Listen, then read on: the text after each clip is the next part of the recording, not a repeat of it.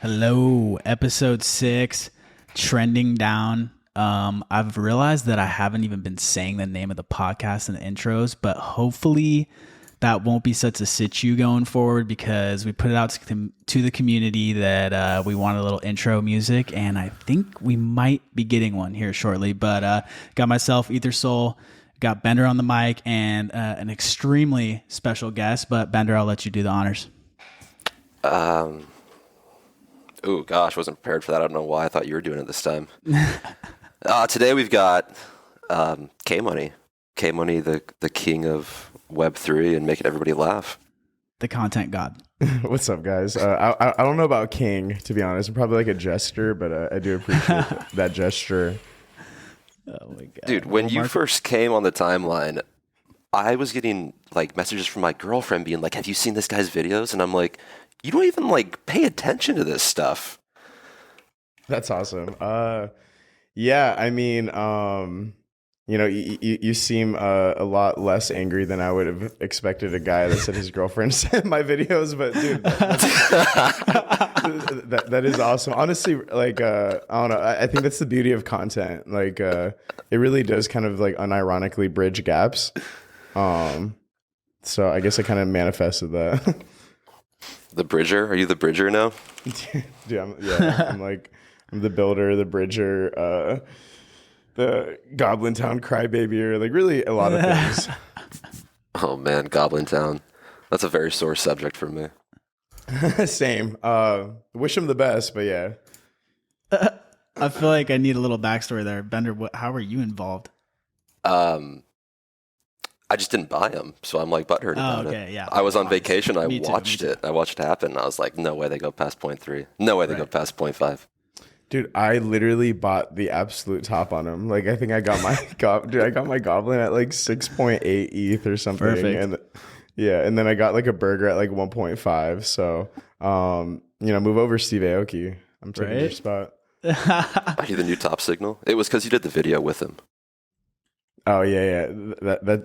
I made a couple videos like making fun of them and stuff, but then it was hilarious because like that night at NFT NYC when I like went on like my like drunken emotional like Twitter rampage, that like actually pumped them like really big. Like everyone wants like pump goblins like to spite me, and so like you're welcome, Goblin Town. Oh my god. Could you pump it above your exit or your entrance? Well, I mean, I sold at the floor, so I think that was like a big part like of that recipe, you know. Like everyone's like, okay, he's out, so let's fucking pump this shit, which I feel like is what happens in anything I trade. Oh yeah, that happens to me all the time, right? It's like, oh yeah, I'm selling this finally. All right, let's move on, and then quick 100% candle. So yeah, it's just the glory of this place we live in, man.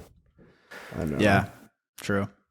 Yeah, like Otto Suwin had to like hit me up. Like he like reached out to me like 3 days ago, and he's like, "Hey man," he's like, "I hate to tell you, but like I think it's time to stop trading and just make more videos, bro." Stick to the content, he says. Wow, that's hilarious. Speaking of, appreciate him. Oh yeah, shout out to Otto. NFT NYC, how was that for you? I feel like, I mean, we've never chatted or met, but obviously you're all over the timeline. The culture is just oozing out. I fucking love the videos. But NFT NYC, was that like the first event that you were around a ton of people that would probably recognize you? So I mean, like technically VCon was kind of that first event, especially since it was all in like just like one centralized area, similar to how like Web3 actually is designed, but we'll get to that later.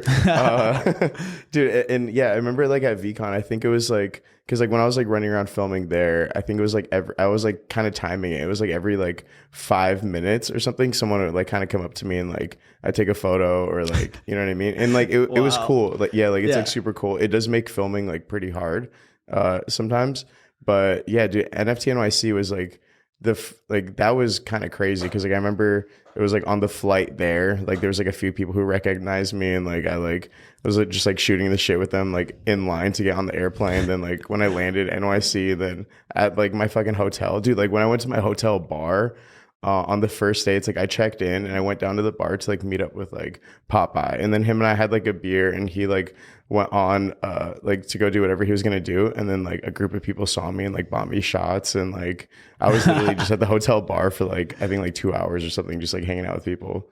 Like NYC was like probably like not the first one, but definitely like the biggest one. Like Ape Fest was a shit show in the best way, of course. Oh, I'm sure, especially at how like it obviously there was room up there, but it was definitely packed in. Like if you walked 4 feet, it was a whole new crowd of people. Yeah, I remember like leaving Ape Fest. Dude, it was funny. I remember it was like the last night like of Ape Fest. Like we had to like leave because we had to go to like the van to go film those interviews I did.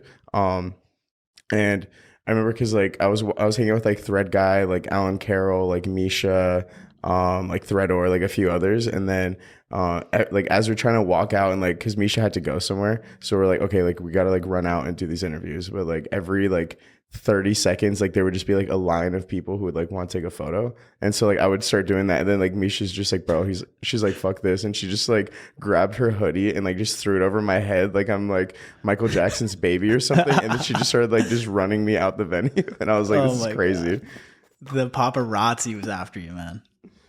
Dude, yeah, it was I wasn't I mean, like, because like I always knew that like, you know, like eventually when, you know, you like become big enough or something, you know, you kind of like deal with like people taking photos or videos like just of you without you even knowing. But bro, like I saw so many random memes get created from me just like minding my business somewhere like on the sidewalk or like fucking at some venue, like just like having a drink. Like it was just so weird.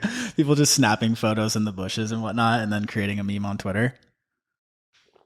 I respect it. Yeah, you have to. I mean, for the culture, you know? That's hilarious. I mean, I think that's like one of the big differences of like being anon versus having a face out there. Like Bender, I know you talked about it, on episode 3 or something, but where you don't want to have people know who you are like at all. You don't have that inclination in the slightest. Yeah, it sounds like anxiety inducing. It sounds like fun on one side of like meet everybody and like the excitement of having someone throw a sweatshirt on me and not know if I'm getting kidnapped or like ran somewhere for safety. But I would much rather be next to kmoney and witness this secretly. Right. Dude, I like it. I think it's cool because I don't know. I just like always putting like a name to the face. So like that is cool, and also like you know, I never want like any woman to ever accuse me of being a catfish or something. So I just want to, you know, like I want to get a D gods, but I'm like, fuck, like those PFPs are way too like handsome, and like I thought that'd be like kind of a little bit of a catfish. So you just couldn't buy one then? Yeah, exactly. I should honestly probably like definitely get a goblin again, just so like I'll be like an upgrade from like my PFP. The funny thing with D gods is I can't escape these damn things, and they haunt me because I think Function told me to mint them when they were minting. And I was like, no, man, like I really don't want these. I don't want these Solana NFTs. And then they made an honorary for me. And I was like, I don't even want to claim it. Like, I don't want this. No way. You have an honorary. You're kidding me. Yeah, their honorary page, if it's still up, it has all the honoraries that weren't claimed on it. And mine's up there.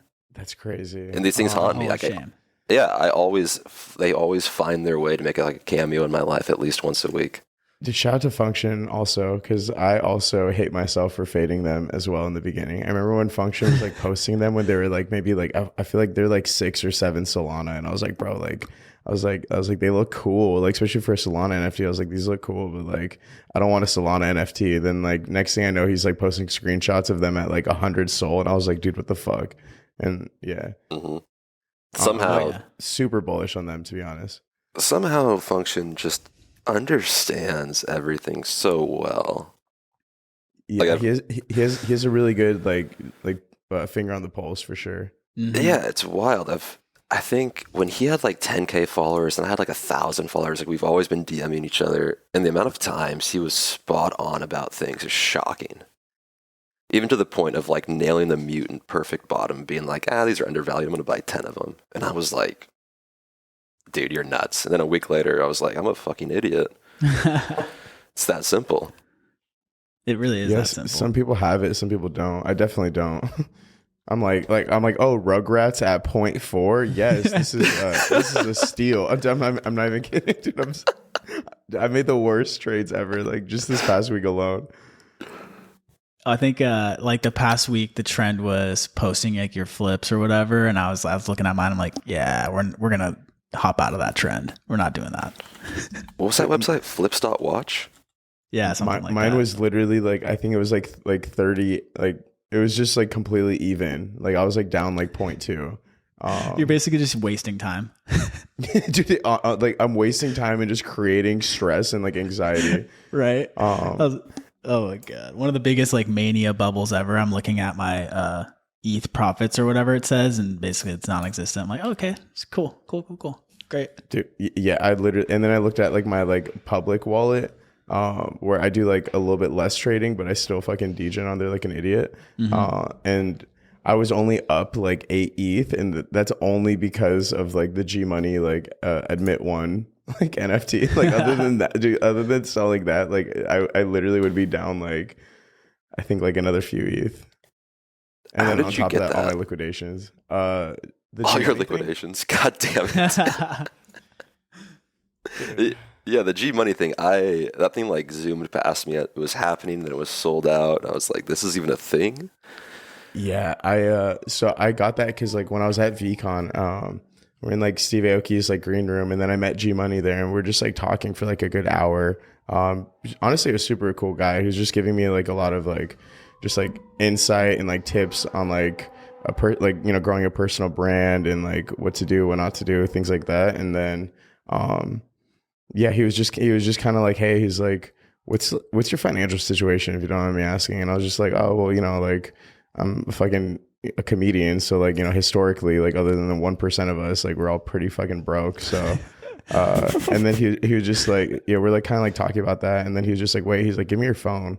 And I just like handed my phone. He like scanned it against like this like weird scanner POAP thing he had on his belt, and I got a POAP. And then he's like, you'll remember this moment, don't worry. And then he just fucking walked away, and I was like, what the hell? Like, what the hell is this POAP? And then literally it was like, I think like 3 weeks later, my friend Danny Lee, he just texted me. He's like, yo, dude. He's like, remember that POAP you got? I was like, yeah. He's like, and he sent me like OpenSea link. He's like, it's for this. And I was like, what the fuck? It's a 10 ETH floor. And then I just like remember like watching it go to 20. And I was like, this is insane. Like I've never had like anything that valuable like as an NFT in my life. What a mysterious story. Give me your phone. Disappears. Seriously. That's amazing. Weeks later. Yeah, it really is. Like it was cool because like honestly, if it wasn't for that, like I don't even know like how I would have like been able to pay some of my bills and like yeah, especially kind of like survive a little bit like during this like bear. Did it make crypto feel more real to like make money out of it and take it off chain and do things with it? Definitely on the NFT side for sure. Because like I was in like crypto like technically like a couple years before NFTs, but like I was like really trading like crypto daily like about like 6-7 months before I got into NFTs, like early 2021. So I did take some profits like during like that like huge like alt meme coin run, but it was nowhere. It wasn't like I've never sold an NFT then just like put that money straight into my bank account. Like that felt amazing. Right. Makes it all feel better. Oh, for sure. I feel like that is like the come to Jesus moment. That's like, oh shit, this is actually real. As opposed to like piling ETH into every single mint after you sold something. Yeah, exactly. So I mean, if you guys like want to do a random airdrop for a 20 ETH floor NFT, like I'm always here for it. Like, dude, we got you. Yeah, it's on the to-do list. Don't worry. Okay, cool. I need to come find you and scan your phone real quick. Perfect. I need you to have your credit card app open. I've never trusted anyone just be like, oh, here's my phone. Like especially in, like yeah, Web3. Like this is wild. I know the whole culture and scene here is like very, it's all built around not having to trust people, but then you end up like low key building these relationships that come out of left field. They're like, oh yeah, here's my phone, bro. Like have at it. Dude, yeah, and like I mean, I would have gladly handed him my phone though, because I'm like literally a G Money derivative. He's like, us money's got to like look out for each other. I love that. Absolutely love that. I didn't realize that. No, I literally just noticed that. So Yeah, good for me. too. Okay, so I didn't know you traded crypto coins prior to NFTs. I thought you just saw an opportunity to grow a Twitter account, because I found like your TikTok and stuff before you talked about it on Twitter, and I was like, oh, he's just diversifying his platforms. It's so funny because like that actually was not on my agenda at all. Really? I was not even like thinking about like platforms or diversifying or anything like that. It was like I was killing it on TikTok, but then like it was like I think it was like last July or last August. I think it was last August. That's when I got my first NFT. I remember like once I got into NFTs, I was like, wow, like these are a lot like kind of like meme coins, but like there's actual communities. It's not just a fucking Telegram with like people screaming at each other for selling. I mean, like obviously you still have some of that in Discord, but once I kind of noticed like the community aspect, I just like fell in love with it. So I remember I'd be filming sketches for TikTok that would like go viral and like be successful, but like I just wasn't excited about them. I was just trying to get them over with so I could go on Discord and Twitter. And then so it just kind of like stole like all of my attention and like focus and excitement from everything else. And then it was like, then I eventually like kind of just put off content like for a while, and I was just studying like Web3 and like NFTs as much as I can. And I wanted to start making content as like early as like, I think like last September about like NFTs, but I was just like, fuck, I don't want to be that like Web2 fucking TikTok guy that just comes in here and like makes a bunch of like low hanging fruit jokes about like NFTs. You know what I mean? Like I didn't want to seem like I was just kind of like what you assumed. Like I didn't want to like be like the dude that's just like, oh, I'm gonna go diversify my account. I just like, but yeah. So like I just kind of like sat on my hands and like didn't make any videos. I didn't even do stand up during that time, and I was just like studying like NFTs like every day and like the culture of it and like just trading and like flipping and degenning, and then then like eventually it was like in February of this year. That's when I was like, fuck, like I'm trading NFTs and like I'm having fun doing it, but like now I still feel like depressed now, but it's only because like I wasn't doing like comedy, which happens to be like my like outlet for like a lot of like my shit. And so yeah, I just started making videos and I was like, it was cool because like for the first time ever, like especially in like when you're in like that TikTok kind of like content cycle, it's all you like pay attention to is like numbers at some point. Like you're just like, oh, like I made this video but it didn't do numbers, so like I'm not good enough and like I need to make something that makes the content like machine, you know, happy. And then so I remember when I started making like when I made my first like I guess like Web3 like comedy sketch, I I remember like clearly like I just kind of sat there and I was like talking to myself and I was like, all right, like I'm gonna do this. I'm not gonna give a shit if it like I'm not gonna give a shit about like how many views it gets or anything. Like I'm just gonna do this for me because like I'm not gonna fall into like that same cycle I was in. And so like I said that and I just started like making it and it was like really therapeutic for me. And then I was still just like trading and then eventually just kind of clicked. So like yeah, it was crazy. I like never once even thought about like growing a platform or anything on there. I mean, that's epic. So like, would you say right now you're pretty happy with what you're doing? Are you doing like Web3 full time? Or are you still trying to hit the comedy scene and do some stand up as well? So as of right now, I'm like I've been for the past 3 months. Well, so first of all, like I am extremely happy like with like where I'm at and like what I'm doing. Good. I always knew I would like kind of get here, but I didn't like anticipate it to be like this soon. And so for the past like I think 3 months, I've been like just 100% like just Web3 grind. But like now I'm starting to do like more open mics again. Like I'm starting to like slowly kind of taper off and like at the very least like just focus more on stand up because like I fucking love doing stand up. And then I think like next week I do have like some collabs with like some like Web2 people, like just to kind of like get back into like just like the regular like sketch comedy world. But yeah, it's honestly probably gonna be like 90% Web3. Right. And how is the crossover? Are you bringing like Web3 at all into your stand-up routine, or is that kind of like, does it feel like gimmicky at all, I guess, to like not, you know, for the lack of a better word?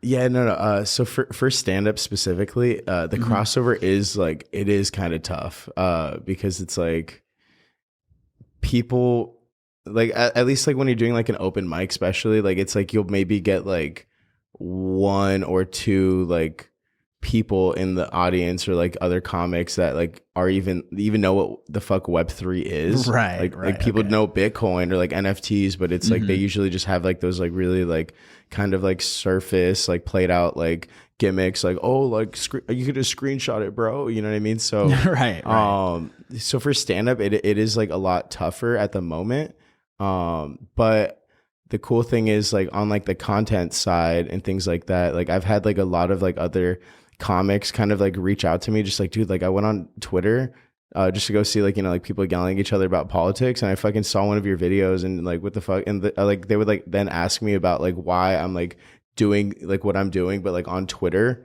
especially in like 2022, because like outside of Web3 it's like who the fuck would go on Twitter, right. Yeah, so they're like kind of asking me like why I like put off like, you know, like a 400,000 follower like TikTok page to like focus on Twitter, and like I'm using like a fucking NFT of my like an NFT image of myself instead of like, you know what I mean? Like everyone's just like asking what the fuck I'm doing. So the cool thing is like there are like a handful of like other like really like talented like creative like comedians that are interested in like what I'm doing, and like once I start talking to them about like, you know, how this really is the space for like independent artists, and how, you know, like you have like at least like the idea of like decentralization and like, you know, not having to worry about like censorship or things like that. Like they are really interested in that. So that is cool.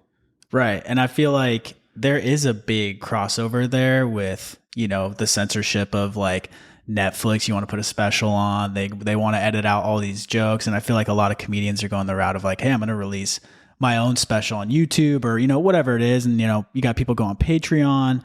I feel like, you know, there is definitely an avenue there where like, you know, Web3 is definitely in this like degen cycle of like, you know, underground. It's not super well known, but it's getting there. But there's so many more plays. So it's kind of cool to hear that. Yeah. And like for me, it was like after I like made that initial like talk with myself that I was just going to kind of start making like Web3 content for me. Like once I started, oh shit, sorry about that, I got a call. Once I started kind of like growing and things, then I was just kind of like, fuck, like it makes all the sense for me to only focus on like Web3 content, because like, you know, I've had 60 million views on TikTok like in 2021. And that only paid me like $2,400. You're kidding. See, I have no idea about like monetization or anything about that with TikTok. So it's all like you have to have brands reach out to you or something like that. I mean, yeah, like you have to do like the brand deals, and like the brand deals are always just like I hate brand deals. Like yeah, especially on like they're just so cringe on like TikTok. Like I remember I had like dating apps like reach out to me or like, oh, like, yeah, you just have to like say this script, and I'm just like, bro, like the fuck is this? That goes against what I'm trying to do right now. Like, yeah, exactly. Yeah. And then on top of that, it's like on TikTok, like specifically, it's like I got I've had like I think like 16 of my videos taken down. I've had my account suspended like 11 times. I've been demonetized 4 times. I've had like my account permanently terminated 3 times. So it was like it didn't instill the most confidence as a comedian who like doesn't want to be censored and like wants to, you know, like build his own brand and like be independent. And like once I kind of noticed that like all of these things, like all these issues that there are, like Web3 has the solutions for that. So it only made sense to just like start, you know, unironically building in Web3, and then just kind of like making sure I'm like at least like making a name for myself, and I'm like here early enough where like when I am ready and when there are like a lot of these solutions, and I could just implement those. 100%. And I feel like, you know, we touched on it a little before we started recording, but podcasting, one, it's huge in the comedy scene. Like I listen to so many comedy podcasts. They're fucking hilarious. But like that space, I feel like there's so much room for like self creativity, but also like self monetization. Like you're kind of reaching out to like your core audience, and you have these people that want to hear what you have to say. And it's just a platform that like, I mean, shit, you could put it out, you could record it, put it out. And then like, there's really no censoring if you don't want to go with like these big, box brands or whatever. And then on top of that, it's like your audience, like people who like hearing your perspective. This is the best way for them to get to know who you are, because they're just listening to you speak like off the cuff. You're not doing like a bit. You're not like saying a script or anything. You're just having a conversation. Yeah, no, I 100% agree. Same page there. Wait, so let's go. What was your first NFT that you minted? I don't think they exist anymore. It was called Immortals with a Z at the end. I remember these. Dude, yeah, I remember. So like that was my first mint and my first gas war. So I remember like when I like max minted, I think it was like 4 of them or something, and I lost in a failed transaction. I lost like I think it was like a quarter ETH. So like ETH was around like a little over 4,000 at the time, I think. And yeah. Actually, no, was it 4,000? I don't know. I remember I lost I think it was like $1,500 like right off the bat and like a failed transaction, and I was like, "This is terrible." And then I actually minted, and I think I actually like flipped that one for like a 2x profit. So like my first one, like not bad. And then I actually had then I got like a parallel alpha after that, and then Dapper Dinos, then a SVS. Oh, so you actually hit some good ones then.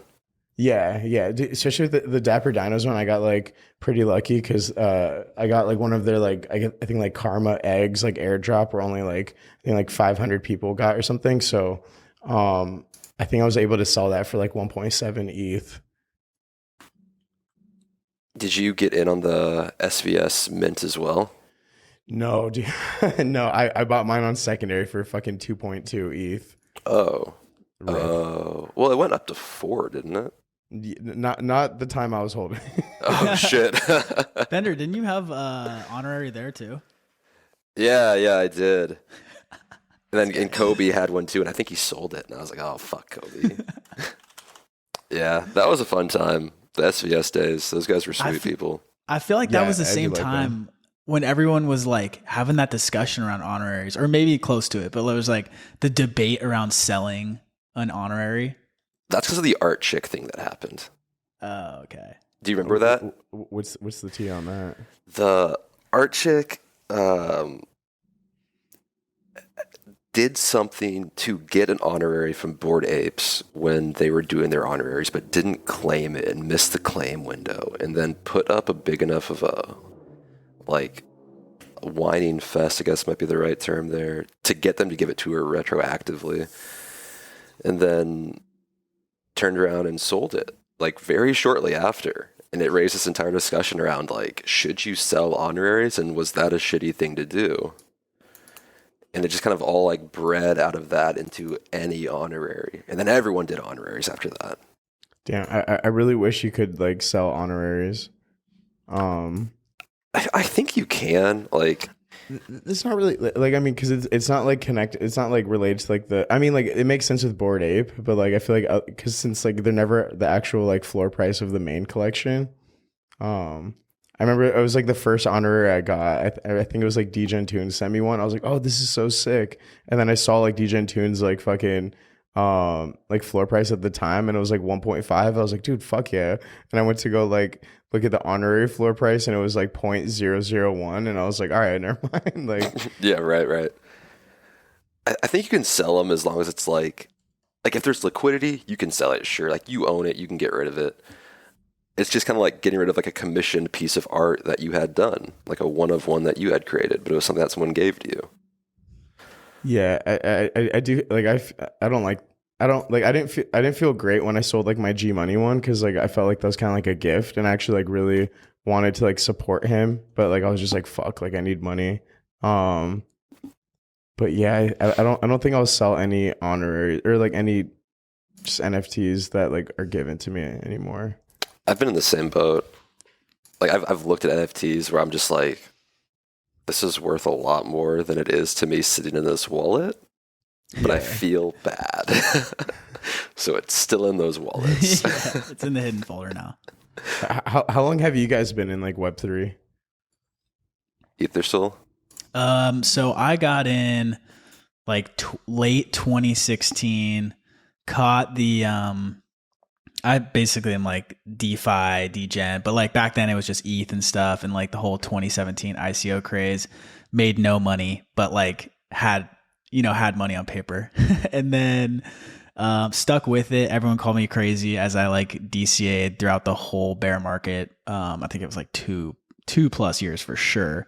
And then DeFi kind of took off, did well there. But then like I was a little behind on NFTs. I knew about CryptoPunks. I mean, I knew they were free to claim, totally missed that. And then I saw them when they were like 1 ETH. And I was like, dude, there's no way this type of stuff takes off. Like, I can't believe people are paying like $1,000 for these. And, I'm obviously eating crow there, but that's kind of my journey there. Damn, that's sick. Pretty similar for me. I think I touched on this previously when Ethersole asked me, like episode 1, and I met some guy in Hawaii at a airport, and he was like this retired like firefighter, and he was retired at like age like 25 or something. And he's like, buy ETH, man, just buy ETH. And this is like 2015 or something. It was like so early. And I like kind of like dicked around and paid attention. I got really into it at the same time Ethersole got into it, which was that 2017, 2016 era. And made it here, watched net worth burn. And oh man, there's a time when I got a text from somebody that was like, if you bought a like 400 beers from like the store and drank all 400 beers and then returned them for a nickel, you'd have as much money as like your wallet over here has now. And I was like, can you fuck off? Like, I'm aware of what happened after this last cycle. I feel like my biggest problem with NFTs, like where I'm way better in like coins and stuff, is I'm always like, oh, this is the one that's the moonshot. And so like the people who are flipping out here, it's like, oh yeah, a couple ETH here, a couple ETH there, just winning. It seems like constantly, but of course that's the narrative on Twitter. But yeah, I'm always like holding out for the next Bored Ape. So yeah, my hidden folder is pretty fat, basically. Yeah, same here. I'm a complete moon boy. Like I'm always like, I don't know. I'm just so like optimistic with things. Where I'm like, dude, like I was like, yeah, like people love Rugrats. Like they grew up with it. It's nostalgic. Like it only makes sense these are gonna go to 20 ETH. Like just, I don't know. Dude, what was like the cheapest price that you guys got ETH at? That's so crazy to be in like that early. Ooh, got ETH versus kept ETH is way different. Yeah. I had a bunch of 3-digit ETH. I don't know if I ever pulled the trigger at 2-digit, because the guy told me to, and it was like $40. And I think I bought like a little bit and was like, this is dumb. And I don't know where it went or something. Yeah. The first time I ever bought, it was like 300. So, and then it shot up to 1400, but obviously, I bought more at 1400 because duh. And then, during the March 2020 crash, I did pull the trigger on a good amount of ETH, around like 100. So, but not enough to like retire or anything, It was just like a good win at the time. But this space, it's like, we're still super early, and at least in my mind. And so, anyone who's like coming in or wants to put in the time, I feel like it's going to reap huge rewards. And especially NFTs, like, it's so early that there's still a ton of people who are just like completely don't get it and don't see it going anywhere. And that's kind of when you want to like focus the time and get into a space like that. Hey man, that's so cool. Yeah, I was speaking to one of my friends. I'm not gonna say his name or anything, but like he was telling me how he got like most of his ETH and like held it at like double digits. Like $30, and I was like, that is insane. Oh, that was 2015 then. That's wild. Yeah, like honestly, 2016. Fucking crazy. I mean, it was hanging around like $5 to $7 for a long time. So it's like if you were in that class, but again, it's like, it hits 100 and you got it at $5. You're like beyond stoked. So did you hold to the recent high of like 5K? Like it's, not likely, but maybe, I guess, if you forgot about it. Yeah, and I know I wouldn't have. Like, if I bought a shit ton at like $4 or $5, I wouldn't have made it to $1,000. No. There's no fucking way. Like $50, right? Like, yeah, I'm realistic with myself. Like, I wouldn't have been that guy. Yeah, if I bought it at 30, I'd be like 31. Yeah, exactly. And you sign a green, and I'm automatically like, maybe I should press the sell button. Right. Ethersole, you're like the biggest convicted whale degen I know. You'll be like, dude, it's up 20%. It's going 80% more. Take all this ETH. And you're like, should I sell 52 Bored Apes and own 10% of the supply? And I'm like, dude, that's on you. And you're like, fuck it, I did 20. I have 20% of the supply. Yeah. No, and then 2 days later, coins. God. Yeah. I've had a couple lucky. So the best situation I've ever had was a coin called RDPX, and I basically gathered. This is what I'm talking about. Yeah, I basically gathered like 5% of the supply, I want to say, and this took weeks because there was no like liquidity on the coin. So if I wanted to just buy 5%, I would have shot it up like 4 or 5x. So I'm sitting there for weeks to months just accumulating this coin. It was under $2, and then during the past bull run, it went up to 300. So I turned 25K. At the height, it would have been 3 million, and I didn't sell all that at that level. But like, that's the type of gains that are out there. I think if you just like stick around and 100%, like stay in the scene. Yeah, dude. So like I was on the plane ride back from NFT NYC, and like one of my friends hit me up. He's like a founder of like a pretty successful project last year, like a pretty successful like NFT project. And he just like hit me up randomly, and like I've only spoken to this dude like a couple times in like group chats. He's like really smart. He's like a dev, and then he just like randomly hit me up. He's like, "Hey," he's like, "I know you mentioned how you liked trading like meme coins and like altcoins and things like that." I'm like, "Yeah." He's like, "Okay." He's like, "I got one for you," and he sent me like a coin, and he sent me like the longest like write up about like why he's bullish on this coin. And I was like, all right, like fuck it, like I guess I'll throw like 1 ETH at it, and like ETH was like $1,000 at the time. And this is just like, yeah, like this like about a month ago. And so I threw an ETH at it, and like I literally just sold like half of it, like and I put like 17 grand, like it like 35x'd in like 4 weeks. And I was like, dude, like I fucking miss holy shit, I miss these opportunities so much, because like this is what like really like attracted me to like just trading crypto every day, was like just like the meme coin like altcoin run last year. I mean, it's crazy the gains that, and it's low key in the NFT world, because you could hit that lucky mint of like, oh, I minted 100 Bored Apes or something, and then you're set for life. Like I think there's maybe a couple people like that, but alts, I feel like altcoins and all that stuff, it happens more often. NFTs, it's like pretty rare. Yeah, I did not expect a 35x in this fucking market. Right. No, and we fucking love that. So. Yeah, I think my biggest dub that I never actually like realized all the profit, but this was like my like aha moment was and like please don't roast me, but it's like when I got into SafeMoon like last March, I put in dude, I remember at the time I had like 10K like to my name, and like I had just heard about one of my friends, Michael, who he invested $7,000 into Hoj. Like another random, like it was like the first like dog coin after Doge or something like that. Yeah. Oh my God. So, dude, he put $7 grand into that, and 3 weeks later he cashed out 1.2 mil.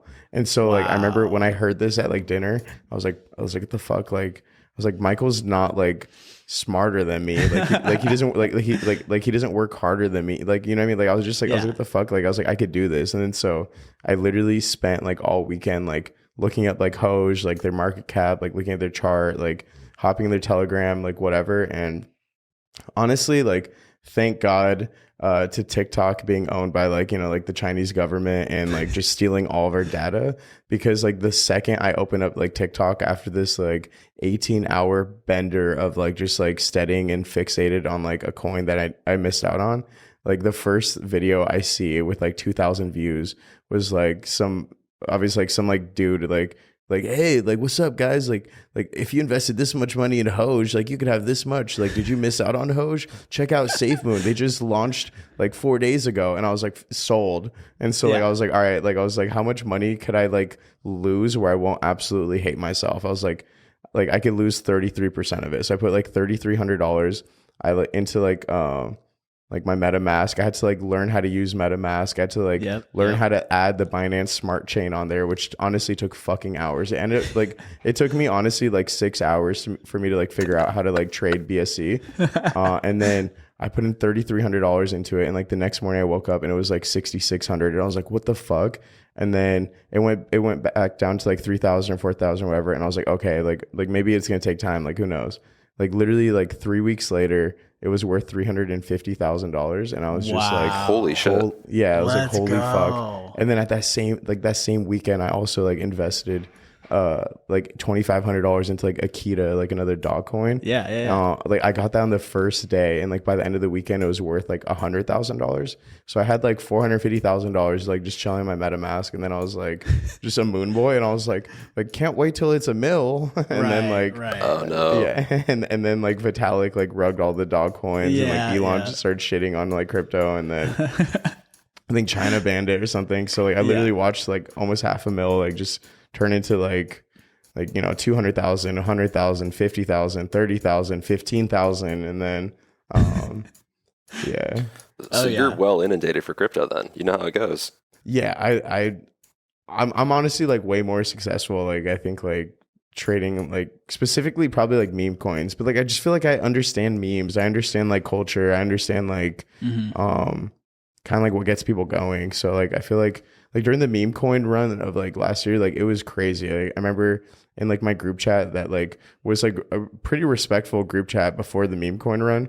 Like everyone was like talking about like dollar cost averaging, like coins that have like actual utility. And then it just turned into like me just like, everyone like buy Cum Rocket. Like I think, and then, that was a good one. It was. And then I remember I was like, oh, Cum Rocket's taking off. So everyone buy tits, buy Dogecoin, buy anything sexual. Like this is sexual coin season. Like I don't know. Like I just like I started picking up on like trends and things like that. And so we did the exact same thing to a T. Dude, I remember, dude. Like I remember, like the one of the biggest like L's was like I think it was like in like October, November of like last year when like out of nowhere like Shiba started running and it hit like all-time highs. Like I was just like, I don't care what fucking like dog it is, I'm getting every dog coin. So I literally like spread around like $15,000 on like literally every fucking dog coin, and like they like pumped a little bit, but then they just like all that money has just completely disappeared. Oh yeah. It sounds like something I remember. Oh yeah, we know all about the dog coins. The old shitcoin casino. Did you ever start watching the Dex Tools like screener app? Not the screener app, the Telegram bot that would show you what was newly launched as a contract for a shitcoin. I have something even more degen that I was doing at the time. Yes. Oh, perfect. Okay, so God, dude, like saying this out loud is gonna be so cringe. Okay, so I had on like like Twitter notifications for Elon, and I always had like my browser for, I think it was like Token Sniffer and then PooCoin. So like the second Elon, like I'd get notified Elon tweeted something, I would just look at the tweet and I'd be like, which one of these words could be a coin? And then I would go on like Token Sniffer. So of course, someone would always like make a coin off of like literally anything he tweeted. And then I would just like throw like a BNB at it. And like, dude, the craziest thing is like literally like 90% of the time, like if it's something that like could probably be a coin, like it's not just like I had dinner with my family or like something like it was just kind of like I don't know. Like I'm trying to think of like one of the tweets I like made it off. Like I made it big off. I don't remember, but yeah, he would just tweet random shit, and then all like 90% of the time, like those coins would hit like a market cap of like 600,000, like within just like a couple of like within like an hour, and then they'd usually like obviously like dump down. So I would literally just like throw like a BNB at like the first like 5 coins I see like that gets like created. Like most of them would be a rug, but like if one of them wasn't a rug, it would be like just like the quickest 10x, and then like Yeah, it was not sustainable at all. It was just like so gambly though. Like I'm literally like day trading like a dude's tweets. Yeah, exactly. I mean, I remember there was like Congress talking about crypto, and I think like, I don't know his name, but anyway, he was like, oh, he made an example about crypto and talked about Mongoose coin. And then literally within 20 minutes, there was a Mongoose coin trading and it went to like 5 mil market cap. Of course. I love it. So yeah, the space is super legitimate. Everyone get on in. Dude, I have so many coins in my graveyard. I'm just looking through my Etherscan on them, and I've got like Monkey Inu. I've got Shiba Swap. I've got 10 trillion Shiba Swap. I've got a bunch of Nitro Inu. Like if the word Inu was in it, I was there. Do you remember when we were going to create that coin, Corky Bryant? Yeah. I stand by that being a phenomenal idea. Oh, absolutely. I mean, after I got hosed on Bart Cubans, it was like, okay, Corky Bryant's the next one. Dude, Corky Bryant would have been so good. I feel like the market really needs that. It does. It does. It really does. And it's honestly, next meme coin season, it's probably going to be a hitter. To see, like, I wonder when we're gonna get that. I feel like it's gonna be a while. Yeah, a few years too, baby. I guess. Yeah, it kind of takes a little bit for people to like forget, and then there's just like an abundance of like I feel like an alt season needs to happen in like actual coins of fundamentals. Like you were saying, people were DCAing, like talking about stuff with utility, and I'm sure those were popping off, and then it was full blown like degen. If you weren't glued to the computer, you would miss someone being like, oh, I put $800 into this and now it's like 70 grand. And you're like, shit, okay, I walked away to get water, you know? Right. So I feel like that might come back after we go through another like utility focused run, which who knows when that comes. What do you mean utility focused? Like, well, shout out to, myself, I guess, but I just put out a thread this morning where I think DeFi is headed. And then like, you know, in the past it's been, oh, this coin's yielding like, you know, 50,000% APY and everyone was aping it. And it was just like, all right, fuck it. Let's just run with it and see what happens.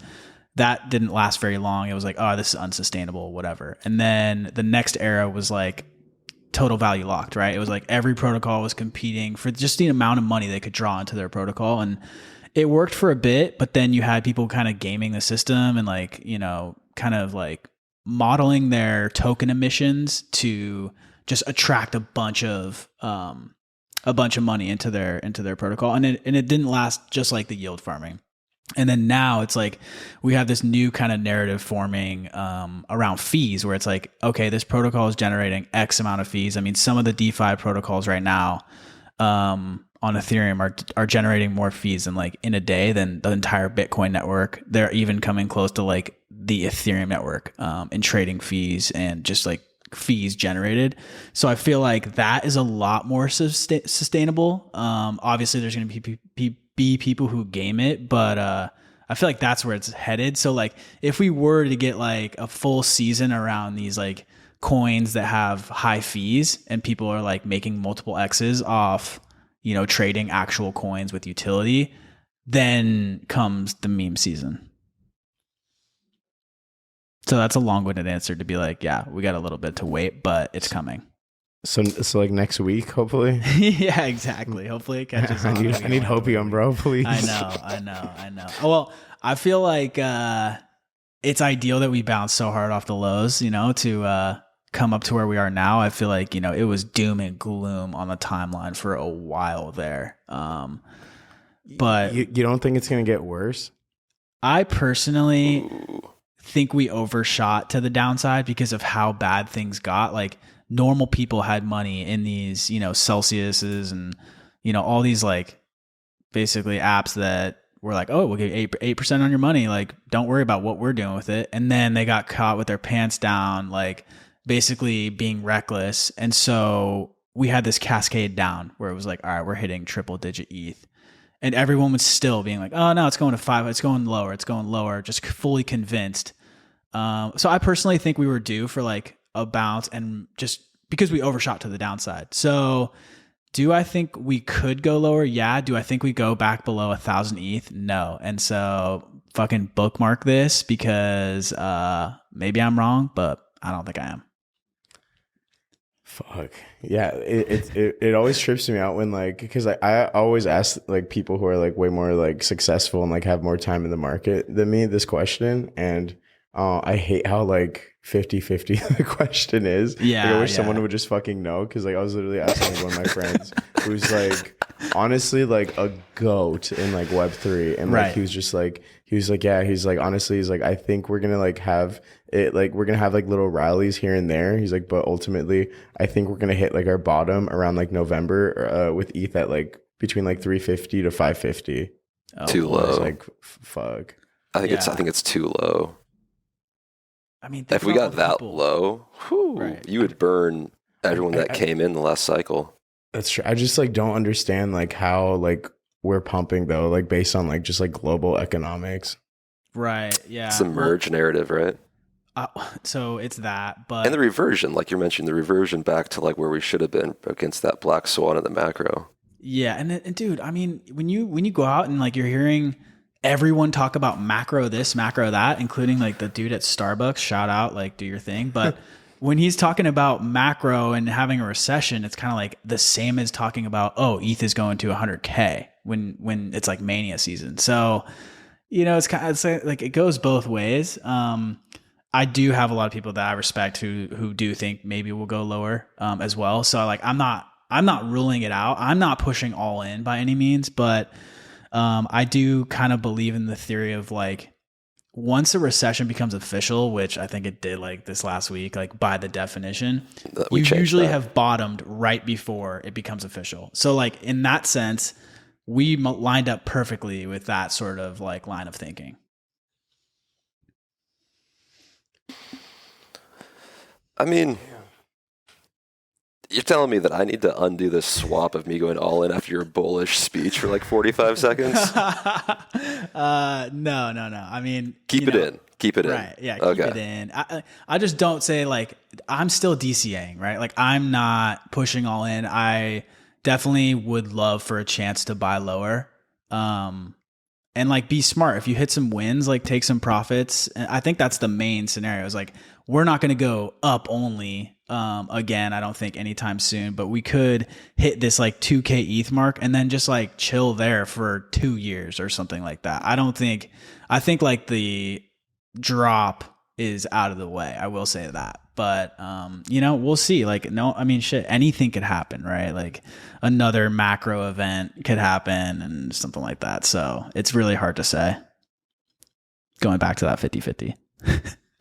I think it's 50-50 because no one knows. Yeah. So do I sell all my equipment and buy ETH right now, or like I'm still trying, dude? Because I'm still trying to make it, guys. Come on, I need some fucking alpha.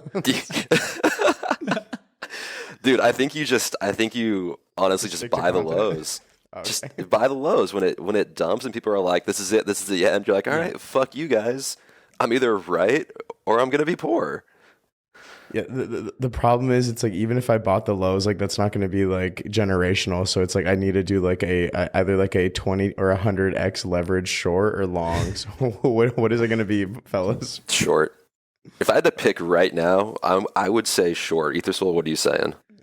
I would say I would have more faith in like accumulating quality DeFi project. I mean, that's how I've made my biggest gains. And so I would say go into like layer 2s on Ethereum. If you have heard about that, there's a lot, there's like Optimism and Arbitrum. Like I'm super bullish Arbitrum. And so I think like protocols like GMX, which is like trading perps on chain, they're making like $1 million in fees every couple of days. And that is like, that's from people using the product. So that is what, like, say they make that throughout the year, it's close to 100 million in fees and they're valued at 200 million. So dude, if a company was making 100 million in the real world and they're valued at 200 million on the stock market, everyone would be like, what is going on here? You know, this should be in the billions. So that's kind of where my head's at. I'm like, I'll gladly accumulate these coins until people actually figure it out, and they will. So I'm doing like coins like GMX, DPX, that's an options trading platform. So I'm in that camp. Like I know I obviously stack ETH and love holding ETH, and I'll just DCA that like as much as I can. But I know I'm not going to like make it off ETH. So I kind of go for like these projects that I do, you know, a ton of research on. And then those are the time, like the accumulating 5% of the supply of that one coin. Like, you know, obviously someone could hit it bigger if they put 25K in SafeMoon, but, you know, it was like, that was a lot of research and it paid off. So I'm kind of just like in that camp, and I'm always having to remind myself is like, all right, some people are going to get lucky. That's all good, but I'm just going to stick to like what's been working for me. Yeah, that makes sense. All right, cool. So I guess I can only trade shit coins. Also, I realized how unqualified I am for this conversation, because when you said a coin is trading perps, I was just imagining like them like just like trading like granddaddy perp. Or like just... I mean, that would probably go to the fucking moon on chain. So let's do that. No, but yeah, it's basically like if you were to trade like perpetual swaps, if that helps. Got it. Oh, okay, yeah. That makes sense. The PERPS, got it. Yeah, that makes, That makes more sense, of course. Yeah. But no, I think that's kind of like where I'm focusing at right now, because you know, I mean, you buy a couple Bitcoin or whatever. I mean, that is still like an investment in itself, and then what, it goes to 100K, and I mean that's not like life changing, right? Yeah, exactly.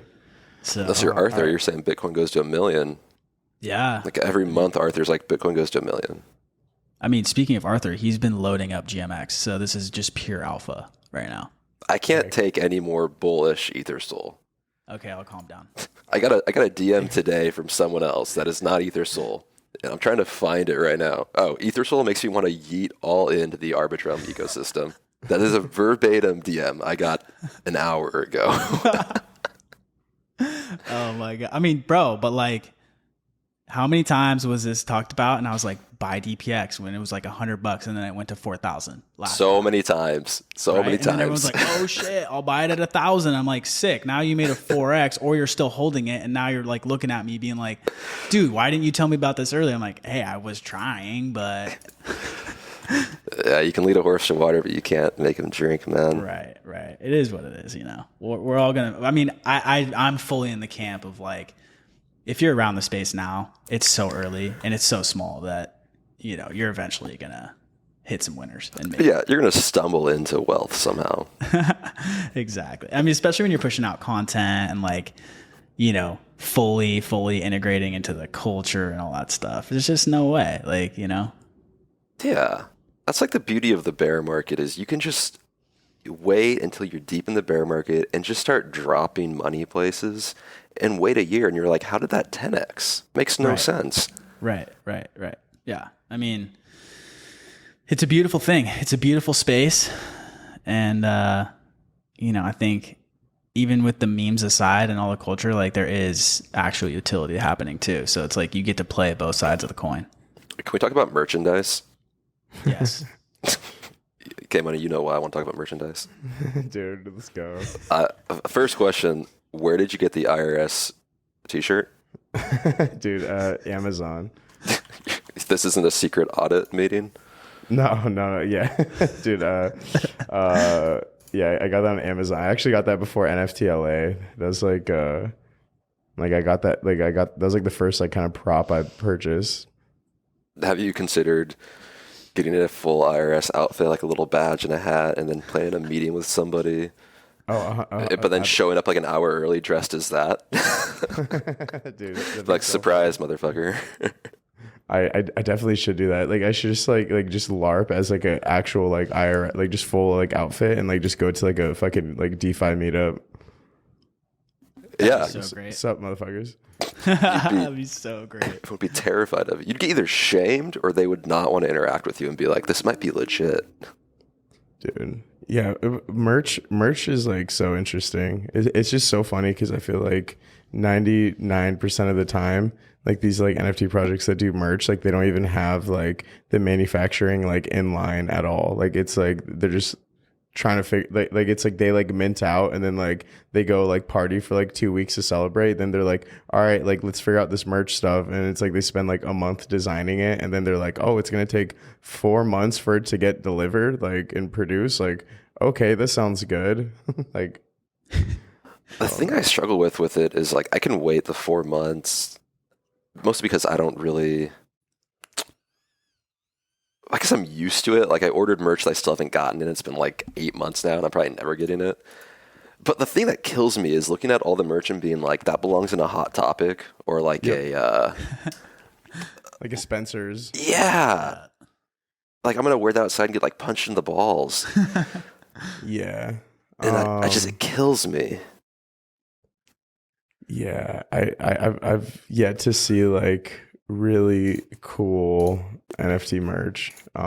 No disrespect to anyone who's like done merch before, because like it's just like what it's just like a black hoodie with like a fucking logo on it, Right? But it's a full screen printed back logo. It's the entire back of the hoodie. Yeah, which like I'm cool with if it's like a cool design, but like I don't want a fucking PFP or like just something dorky like on the back. I don't know. My favorite one so far was I think it was Invisible Friends. It did a merch drop, and it was like super shitty the way they did it. It was super fucked up. But they had this hat that was awesome, and it was just a black dad hat that said Invisible Friends on it. Yeah, I like that hat. With like no context, it's like, okay, that's kind of a funny hat, and you can wear it without people saying, like, have you seen, like, ever seen like a woman in real life? And that feels good to like have that kind of like, you know, air about you. But I missed that hat. That was the one thing I really liked. And then the Littles did some sweet merch too. But then I realized the Littles just had like really lo-fi branding, like small hits. And I was like, oh, maybe that's just me as a person. Maybe I just like plain shirts that have no logos on them. Yeah, you're like basically saying that your fire merch is stuff that people have no idea it's NFTs. Yeah. You put it that way, it sounds bad, doesn't it? I mean, it's tough, especially when it's like, hey, by the way, this is going to be, you know, $500 for like a couple pieces. Right. You know, so it's a tough sell out there. I'm not sure how it gets better. I think like NFTs, like they just need to make merch that doesn't look like NFT merch. Yeah. Yeah, you just need to be a fucking clothing brand, or like just hire someone who actually like does clothing. Like don't have someone like in house who's just like, oh yeah, like just slap a logo on the front and then like slap a fucking PFP on the back. I think that's what I realized recently was like in Web3, we created like a new ecosystem, an economy where we're like, oh, you don't need a degree or qualifications to suddenly be like a product manager. Like you're just going to make our merch. And that works in a lot of places in Web3, but it just does not work when you're making merchandise. Like you have to have someone that understands like what good products are. Yeah. But like you can pick a dev out of thin air and been like, you coded for 4 years, you know Solidity, you don't have a degree, you're still in high school, but like you can absolutely sling this like $10 million contract. Like I believe in you and it'll work. I mean, I feel like it's like, test the quality a little bit first, you know, like don't go with the cookie cutter, like, okay, yeah, like my logo on a sweatshirt.com and then just slap the logo on there, right? Like bring in some samples maybe just once.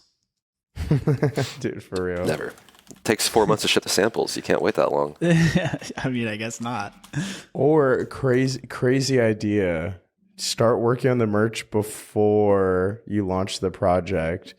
And so like that way, like literally, and like already like get samples of each thing before you mint. And then that way, like after you mint, you already have like those steps out of the way. You could just like order in bulk at that point, and then your investors can get their merch a lot sooner. And like you've already like vetted designs and like quality control. I don't know. Like maybe I'm crazy for wanting to do it that way. Crazy for being like extremely logical and how it should be done. Yeah, absolutely. In this space, that's crazy. Can't do it. Mm-mm. No, nope. Not allowed, really. We're gonna rush it, and it's gonna be the worst stuff you've ever seen. Yeah, it's gonna be a fanny pack. So here you go. Dude. Okay, so does everyone have more fun on the timeline when the market's like green, or is it just me? I mean, bro. I have fun on the timeline regardless. So like really do that. Well, I mean, like I think I have more fun in the timeline when like things are green because I'm usually like up and like making like money somehow. Yeah. Like from just like a comedy and like content perspective, it's like it's all kind of the same. You know what I mean? Like it's like That's fair. yeah. I feel like anytime the market's doom and gloom, the timeline's quiet, and everyone's kind of in a bad mood, I'm just like, this isn't that fun to interact with people that are just talking about like a recession or like the market going down. Like I don't have a lot of comments to make about the same tweet 40 times. Right. Well, and there's for you, like there's no one minting anything, so there's really nothing for you to like break down per se, you know? Which is fine. I read enough code day to day.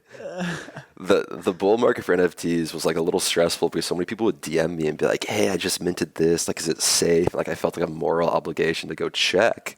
Right. It's like 20 times a day. I was like, oh, I don't know who you are, but like, I feel bad because like, what if it's not? Like, let me look.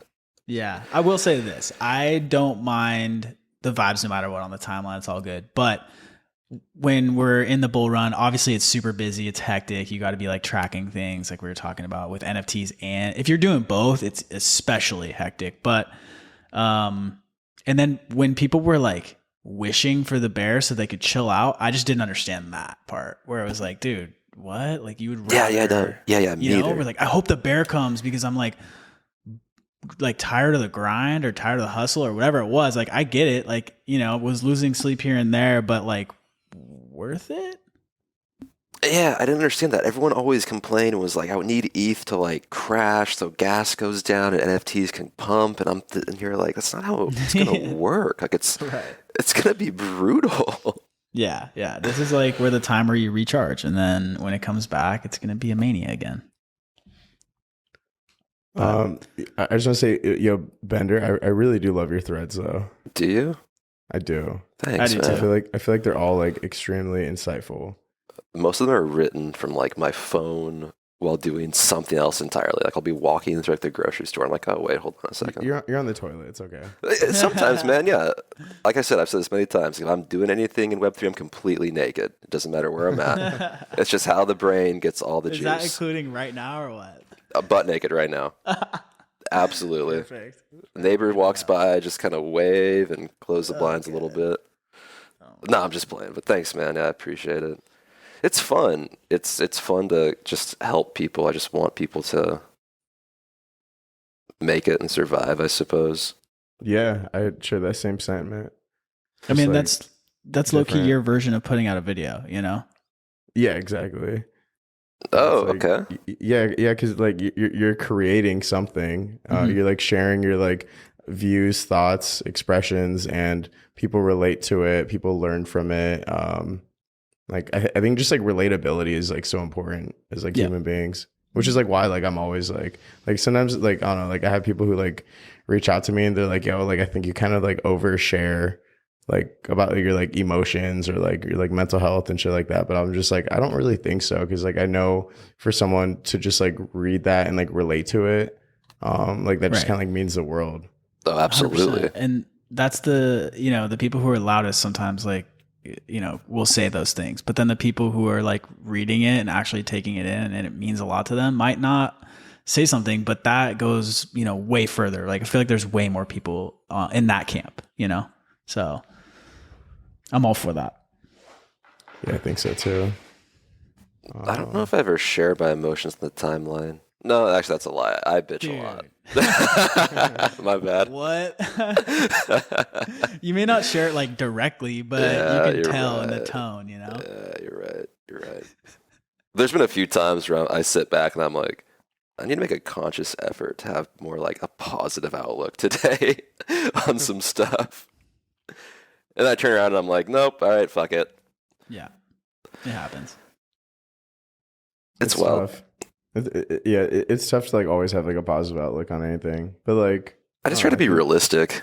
Yeah, and I think like that's what people appreciate the most is like when you're just like being honest, when you're just like I don't know if like we're all gonna make it, you know, like that's like honest instead of like telling everyone like no, like we're all gonna make it, and then just dumping on them without them knowing. Dude, see, I actually believe we're all gonna make it because it just makes total sense to me. Like if crypto works, everyone that bought in today sells higher in 5 years. And it's not like, like 20% higher. It's like multiples higher. The people that aren't going to make it are the people who are like, I just, 100x leveraged 1,700 Bitcoin to make $7 million. If that hits, I made $7 million. But like the guys that lose on those. Yeah. Right. Yeah. See, like that's where like I guess just like kind of being more realistic. It's like most people will make it. Like the people who are like actually like learning from their mistakes and are like still in the space, like they'll make it. But the people who just like listen to their fucking like cousin or nephew or like grandson like telling them to buy ETH at like 4,500 or like telling them to buy Luna. Shout out to my dad. Like. Yeah, dude, I got my dad to buy fucking Luna and Safe Moon, like just rip, dude. Ooh, how's that going? He asked me to go over today, and I've been kind of avoiding. It's about to be like a 5-hour podcast, dude. 100%. Yeah, exactly. I'm like, so, like, what are you guys thinking about? Just trying to pass the time. That's always like a top signal for me though. Like Ethersole nailed it perfectly. When everyone says something or thinks something, it's like a signal of the other direction. So when people that don't know crypto and like shouldn't know crypto, like my dad's in that same vein, is asking like, oh, can like you help me make some money in this?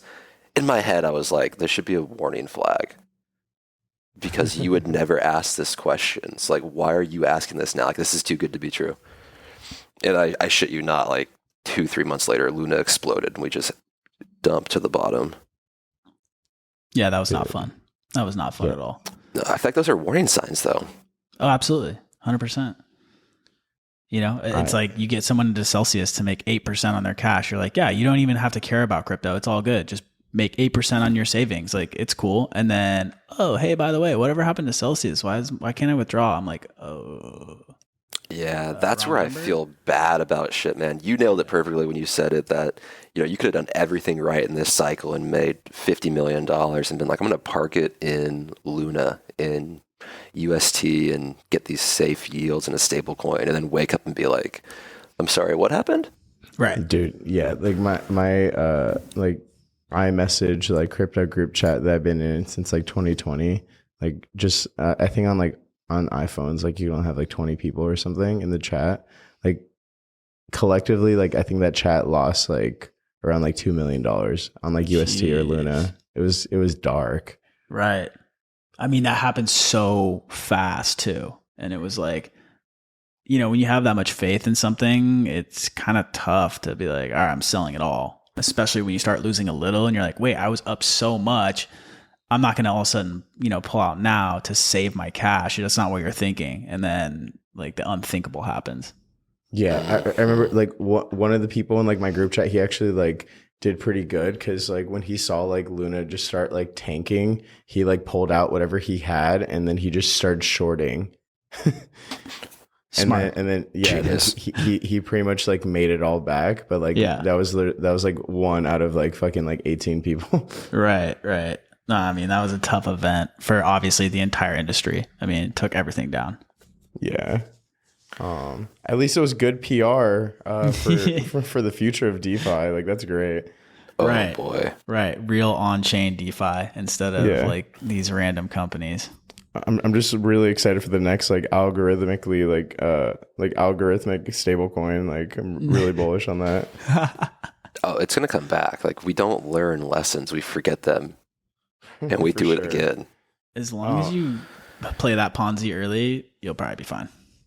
Is there any like NFTs like projects like that you guys are excited about?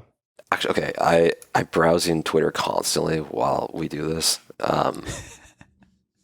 Like, just secret is now out. Every time we've done a podcast, I'm like constantly browsing Twitter. Treeverse looks sweet. They just tweeted 12 minutes ago-ish their combat trailer, and it looks fucking sweet. So I'm kind of excited about that now. Like, I didn't really know what was going on with them, but this combat is like 4 people running around doing what looks like an indie game combat with like decent graphics. So I'm excited about that personally. I'm so fucking priced out of everything. Other than that, man, shoot. I'm bullish on other side. Not so much the individual plots, but the codas, because there's like kind of untapped potential there that Yuga Labs is going to find a way to monetize things. They always do. And Yuga Labs kind of acts like the market maker, and they decide when NFTs pump and when they don't, based on just when they do things, it seems. But other than that, man, it's like CryptoPunks, like things that have staying power is what I'm looking at. Yeah. Those are just so, I mean, you can't get into that though, you know? Yeah, they're way too expensive now, and it's such a high risk, low reward for the next, like, who knows how long. Right. Is there any like mints that have your eye? Ooh, let me see. I've got a list I keep that I constantly forget. I was really into those. From? My free time. Okay. And it's like a notepad on my desktop. It's like a TXT file. It's called new text document parentheses 7 parentheses .txt. So there's a bunch of these floating around. Just a bunch of random stuff I try to pay attention to. This Valhalla thing is supposed to mint eventually. It's like some closed NFT membership thing. I really know nothing about it aside from it has like some hype. And it has the word Valhalla in it, so it spoke to me. I was big on the isekai, those like very anime Ghibli-looking NFTs, and they did like a 5x out of the gate. Pre-sale went for like 0.15. They sat on secondary at 0.18. Then like their allow list or whatever, the raffle I think went next, and like it jumped to 0.75, and it's back to 0.4. I don't know how bullish I am on it now because we don't have like a long enough narrative in the bear market to say, can an NFT project launch, go through its initial hype cycle and then grow back from there, or is it a slow decline from there? So I'm a little hesitant on buying new things and holding them for a long time, more so playing like short trades. There's an Ether project that looks pretty sweet, just at Ether. So are you doing anything on the Solana side at all? No, not right now. I think about it often because I have a hard time believing that SBF will let Solana fail. And I kind of think that goes for the NFTs as well. Yeah. But not really. That Solana NFTs, I never thought the migration on the timeline was valid. I thought it was like pumped by a few key individuals, and a lot of people followed that pump because it was like easy money at the time, but I thought it was pretty unsustainable. So outside of like DeGods and OK Bears, I don't see a lot of things happening there, and I'm not just because I don't pay attention to it, honestly. Yeah, I feel that. It is crazy though, because like just seeing the difference that like on the ETH side, I feel like projects that like have like a mint that like charge for a mint, like they're like struggling unless you're like just ultra hyped, and like so it's just kind of like a free mint meta. But then on like Solana, it's like they don't want free mints, like they want to pay for like their mints, and like literally every day there's like multiple collections just getting like minted out. Like that, it just blows my mind. Yeah, I mean, honestly, I don't think the free mint meta is a good thing because you just accrue so much stuff as like a consumer, but also as a creator. It is so fucking simple to just pump out free mint stuff. As a creator, meaning like a developer, like I can sit here and I can fork a contract 15 times in the next 4 hours. And if you just put a Twitter team behind those, you can pump out free mints back to back to back to back with no intention of doing anything. There's no like moral or social obligation of like, I took money from people, I need to deliver something to these people or like give back in some capacity. Yeah. And so that's like, Beanie nailed the free mint rotation perfectly, which, god damn it, for him being correct on something. But it hasn't seemed like it's gone well for a lot of things outside of goblins. So it makes sense that Solana wants to pay for their things in my mind, and actually makes me feel a bit better about what might be happening over there. Mm-hmm. Yeah, I'm so bullish on DeGods. It hurts. It hurts that I don't have like any D-Gods at all. Like I said, man, Cameo once a week. We can get them. You guys want to all get one? I mean, are you like footing the bill or what, Paul? Are you offering? Are you gonna airdrop us some D-Gods right now or what? There are none for sale on OpenSea. Am I stupid? You gotta go on Magic Magic Eden. Yeah. Oh. My guy has no idea about Solana. Dude, wait. You used to be able to buy Solana NFTs. Why are they not listed anymore? Because they're just not. Because it's they don't like if you list on Magic Eden, it's not going to be listed on OpenSea. I don't think. Yeah, no, they're different contracts, different chains entirely. So no one wants to like fragment liquidity. So there's that makes gods on Magic. That makes sense. I'm gonna try to find this unclaimable honorary just for the sheer pain. I do agree, though. I feel like the D-Gods, a community, from what I've seen, copping up a couple spaces with like Frank and all those guys, and like they go hard. So they're not like out here stopping. And kind of some of their mechanisms with the coin that they have and all that stuff, it seems pretty well thought out. Dude, it is fucking crazy. Like the shit, because like I did a podcast with Frank. So like off camera, we like talked about some things that like I would never share or like leak, but like it is. I'm so goddamn bullish on them. It hurts. The fact that I don't have I was like fucking so depressed last night because like I was like I was like talking with like Frank about like the like Duppy's kind of like update where like they change it to like Utes, and like I was just like fuck, dude, like. Literally the money I got like liquidated just the past the money I lost like just like the past like 10 days, like I could have got like 2 D-Gods and it just fucking breaks my heart.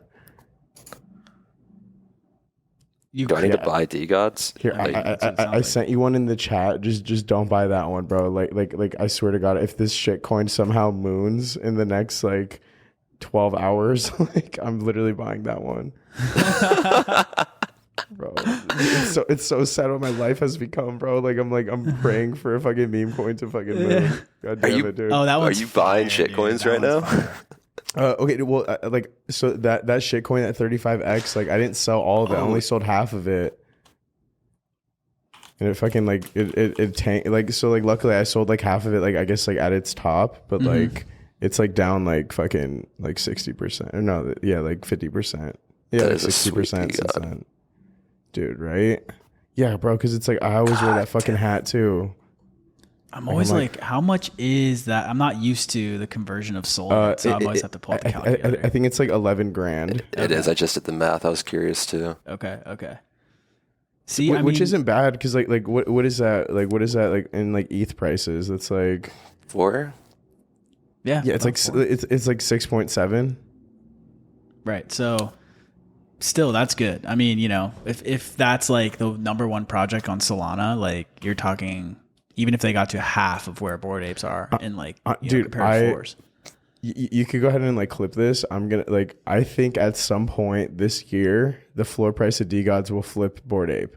Like, I don't think it's gonna hold. I don't think it's gonna hold, but I do think it's gonna happen. That's where we're at right now because I'll literally buy D-Gods, and I think I might. Okay, which direction is it? Because Bored Apes fall from the top like CryptoPunks did, or is it D-Gods rise to where Bored Apes are? I think D-Gods rise, because like, dude, what they're doing with like Utes and then like what their plans are after that is just like, goddamn, dude. Like I'm so fucking bullish on them. Like I don't think anyone is like expecting for them to like do what they're gonna be doing. If you get Frank to let me claim my honorary, I will become a D-Gods maxi. Let me text him right now. Oh fuck, it's about to happen. Dude, the culture there though, like the following and the diehards and the engagement, I've just been noticing that, and I'm like, that alone has staying power. So I don't know anything about what they're doing, but I mean, I know a little bit, but like, behind the scenes, that's I could see it. I could see it for sure. How do they compare to OK Bears? I didn't follow OK Bears, but their website and just like their presentation was so clean and well done. But it seems like D-Gods are kind of like the BAYC of Solana. Yeah, they're the top dog right now. Maybe next to Chimpers. Sorry, I was texting Frank right now. Amazing. What were we asking about, like DeGods and like OK Bears? Yeah. So like, how do OK Bears compare to DeGods? Like, I know OK Bears kind of hit the scene with a splash, and everyone hyped them and jumped to them, and their presentation was good, but they never really climbed to where DeGods seemed to be. Do you want me to like compare it to like a ETH projects? No, I'm just kind of curious what you think. So I think OK Bears was like it became like wildly like kind of like popular and like had like a lot of like, you know, like mass appeal with like, you know, like influencers, like celebs, things like that kind of like really like pumped it and like pushed it. And it had like a relatively like low like entry point. But they didn't have like the like, I don't know. It's like I like the team. I like the project. Like I just don't think like they just don't have the team that DeGod has. They don't have a fucking Frank. Like honestly, like Frank is like just a 1 in a billion person. Like I think like I always kind of like say like, oh like I think DeGods is gonna be like the next like Yuga or something, but I feel like that's kind of like a disservice because I feel like Frank genuinely is like the next like I think he's like Web3, like actually like Steve Jobs or like a Elon Musk or something like that. Like dude has like a lot of vision, and the cool thing about like his philosophy with things is like he's never trying to just do like what other people do. He's always trying to do something new. And like I think like that is like what makes me so bullish on him, because like OK Bears, like God bless their soul, but it's like hibernating. Like okay, so staking, and then it's like like merch. Like it's just kind of like that's cool and all, but it's like I don't know, like just look at like what like Frank implemented with like Dust, and then like once you see like what the Utes rollout is gonna be, and like how it's gonna be, like I think like hands down they're gonna create like the new like whitelist meta for like everyone. Wow. I feel like they're just constantly creating metas. You don't dethrone the top dog, which Yuga for all intents and purposes, by copying. So I feel like that. Exactly. Everyone's like yearning for that originality too. So, you know, if you come up with something that people like, it'll go a long way. Exactly.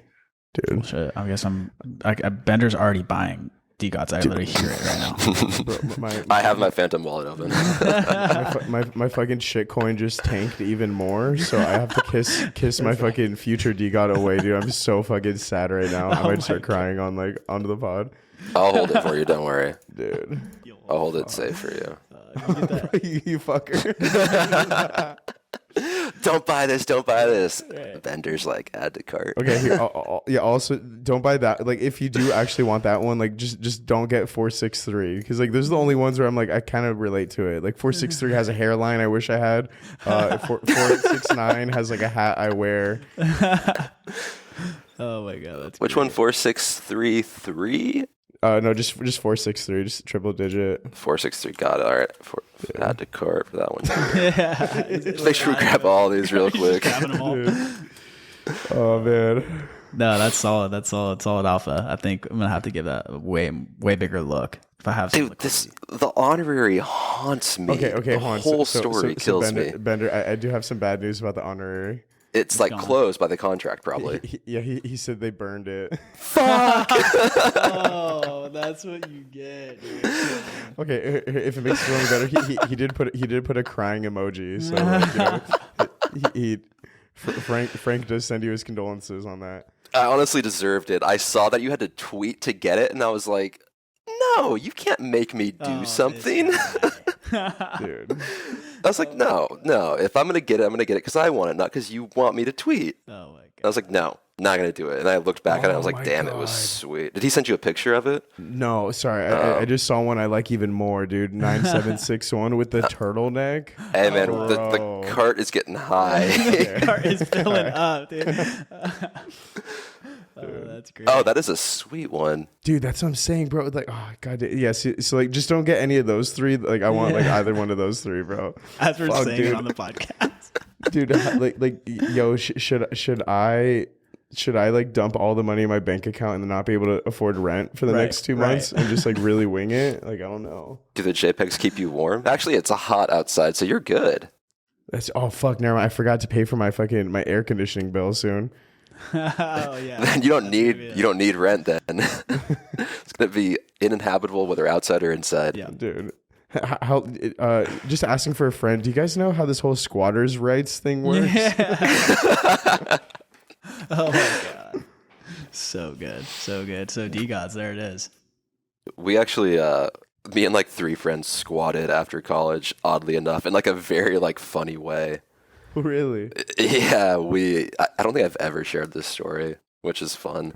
My buddy's dad bought a house or like a condo, and it was like right by like this bar that has like all these concerts at it, and it was like a great location. And then something happened, and like the bank repoed it from him, so it wasn't his, but no one lived there, but he still had to pay like the HOA fees. There's like some weird shit going on. So he was like, here's the keys. If you guys want to live there until they kick you out, it's like, good luck, have fun, just pay the HOA fees. So we had like this sweet like 3-bedroom, 2-bathroom like townhouse in a great location that we paid $380 for a month. And we lived there for like 2 years until it was finally like, until it was like time for like the bank to like try to resell it or something. It was some weird scenario that neither I or my friend really knew about.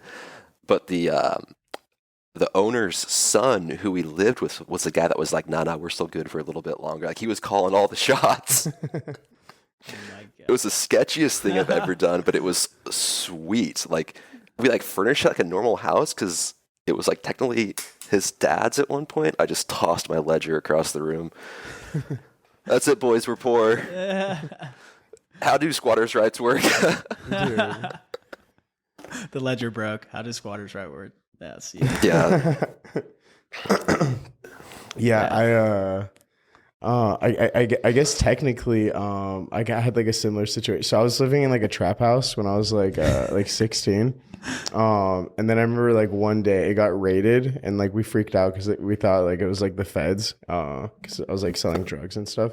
And it actually ended up being that like, I guess the landlord just stopped like just paying like the mortgage or something. And then like, so like just, it was at like 6 a.m. or something. Like there's just, I think like 12 cops that were just like knocking on the door, and I was like still so high from like the night before. I just like opened it in like my underwear, and like they just stormed inside the house and like started searching everywhere, and like it was crazy. Holy shit! When you started the story, I thought you were fucking around. Oh no, yeah. I had like a interesting, I guess like childhood, teenage years. I don't know. Yeah, I dropped out of high school in like sophomore year, and then I was like a runaway, and I was like homeless for like a little bit, and then I like just lived in a trap house, in like a couple of different trap houses for like a few years. Damn. Okay, that's a much different history than I thought you were gonna have there. Oh my god, that's an epic comeback story. When you say trap house, I think like True Detective, like season 2, like they've got like shotguns above the door frames to pull down. And it's like that kind of trap house, or is it more like? So I don't think there's actually any weapons in that. So it was pretty much like it was like a house like full of like, I think it was like a 4-bedroom house. There was like 4 girls living there at the time, and then like I like met one of them through a mutual friend from like going to raves. And like at that time I was like homeless, and I was like 16 years old. And so like they were like, oh, you come like crash on our couch. And then like one of my friends, he fronted me like 50 ecstasy pills. And so I was like, okay, cool. And then so I would like go to raves and like sell that, and like I paid him back after like the first weekend. And then I like started like, I had like enough to like re-up and like just kind of get business going. And then eventually one of the girls moved out, so I got like her bedroom, and I started paying rent. And then eventually another one of the girls moved out, so like one of like my old friends, like older brothers, like he kind of moved in. And then eventually like another like girl ended up moving out, and like they brought on like another girl who was like, and then like I don't know, like I was selling like ecstasy, and like my other roommate, like he was selling coke. And I guess he was selling it for like the cartel. or something, or like he was getting it from the cartel. So then like it turned it was like it didn't start off like as like a trap house, but it just like slowly became that. But then like it wasn't like a trap house anymore. It became like a trap home. You know what I mean? Like it was like we just started like him and I invested in like a hydraulic like press, and like we would just be like I was like 16, like just smoking like Camel Turkish Royals at like 4 a.m, like just like helping him like just press coke. And then, we lived right behind like a Rite Aid that was open 24/7. So like we would just like go in there and like buy like a bunch of like vitamin C and like NoDoz and just start like cutting it with that. I actually don't know if I'm like, am I even allowed to say this stuff? Like I don't even know about that. But yeah, dude, so like that's what like my like kind of like teenage years were like. Instead of going like having like a chemistry class, I was doing that. You're self-taught in chemistry. Yeah. Wow, that's epic. People gotta make it, like if people made it this far, they're getting their money's worth right now. That's a hell of a journey.